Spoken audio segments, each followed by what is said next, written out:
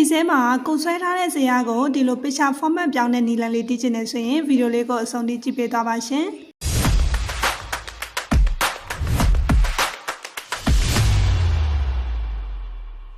ပထမဆုံးအနေနဲ့ကတော့ကိုဆွဲထားတဲ့ဇာတ်လေးကိုအရင်ဆုံးဆက်လက်လေးပေးလိုက်ပါပြီးတော့ home tab ထဲကိုသွားမယ် copy စာလေးကိုနှိပ်မယ်ကိုထားခြင်းတဲ့နားမှာကန်ဆာချပါပေးတဲ့ကိုသွားမယ်ပုံနေနဲ့သုံးချင်တာဖြစ်တဲ့အတွက် picture format လေးကိုယူလိုက်ပါဒါဆိုရင်စမတို့ကဓာတ်ပုံနေနဲ့တင်ပြီးသားလေးဖြစ်သွားပါလိမ့်မယ်နော် okay လိုက်လို့ကြည့်ပါရှင်ဗီဒီယိုလေးကအကျိုးရှိတယ်ဆိုရင် comment မှာ yes လို့ရေးခဲ့ပေးပါအောင်ရှင်ကင်မရာနဲ့ပတ်သက်ပြီးတော့စနစ်တကျလေးလာတင်ယူခြင်းနဲ့ဆိုရင်Star ကင်မရာတင်နန်းရဲ့အပြင်တန်း online တန်းလေးတွေမှာအသေးစိတ်လေးလာတင်ယူလို့ရပါတယ်ရှင်တင်နန်းတင်စိတ်ကိုစမရဲ့ဖုန်းနံပါတ်5399393ကိုဆက်သွယ်ပြီးတော့မေးမြန်းစုံစမ်းလို့ရတယ်လို့စမရဲ့ချက်ပေါက်လေးမှာလည်းအသေးစိတ်မေးမြန်းစုံစမ်းလို့ရပါတယ်ရှင်ကင်မရာနဲ့ပတ်သက်ပြီးသင်ခန်းစာလေးတွေအမြဲတမ်းမျှဝေပေးနေတာဖြစ်လို့စမရဲ့ account လေးကို follow လေးလုပ်ထားလို့ရပါတယ်ရှင်